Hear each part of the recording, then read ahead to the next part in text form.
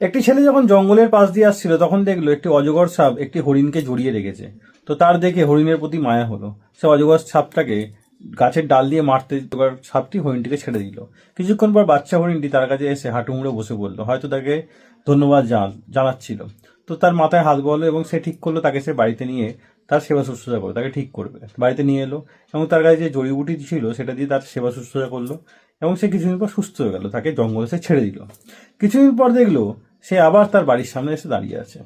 সে ভাবলো হয়তো তার মা তাকে ছেড়ে দিয়েছে, তো সে তাকে নিজের কাছে রাখবে ঠিক করলো। তো সে তাকে খুব আদর করে যত্ন করে নিজের কাছে রাখতে শুরু করলো, তাকে বড় করতে শুরু করলো। তাকে দুধ খাওয়াতো, তাকে চান করাতো, ভালোবেসে আদর করতো, তাকে বাচ্চাদের কাছেই শোয়াতো, বাচ্চার সঙ্গে সে শুতো। বাড়ির বিড়াল তাদের খুব বন্ধু হয়ে গেছিলো, এমনকি তারা যখন বাইরে হাঁটতে যেত তাকে সঙ্গে নিয়ে যেত। সে বাড়ির বাচ্চারাও তার সঙ্গে খেলতো, তাকে দুধ খাওয়াতো এবং সে খুব চঞ্চল ছিল। তো আস্তে আস্তে বড় হচ্ছিল, তার চঞ্চলতা বেড়ে যাচ্ছিল, সবাই খুব আদর করে তার সঙ্গে থাকতো, এমনকি বাড়ির কুকুরও তাকে খুব ভালোবাসতো। বাড়ির বাচ্চারা তার প্রিয় ছিল। কিন্তু তার কিছুদিন পর দেখা গেল তার মা একদিন বাড়ির সামনে এসে দাঁড়িয়ে আছে। তো লোকটি সঙ্গে সঙ্গে বাচ্চাটিকে তার মায়ের কাছে দিয়ে দিল।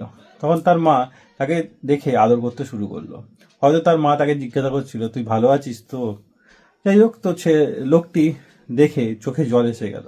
হয়তো হরিণটিকে হারানোর জন্যই সে দুঃখ পাচ্ছিল, কিন্তু বাচ্চা হরিণটি তার কাছে এলো এবং তার হাত একটু চেটে দিল। হয়তো তাকে কৃতজ্ঞতা জানালো এবং বলল যে ধন্যবাদ আমাকে সুস্থ রাখার জন্য বা আমাকে সুস্থ করার জন্য।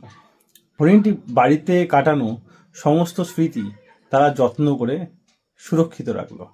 যদি কোনো প্রাণীর আপনি একটু উপকার করেন এবং তাকে মন থেকে ভালোবাসেন, সে সারা জীবন আপনার কৃতজ্ঞ হয়ে থাকে। তো ভিডিওটি ভালো লাগলে অবশ্যই লাইক করে শেয়ার করে দেবেন।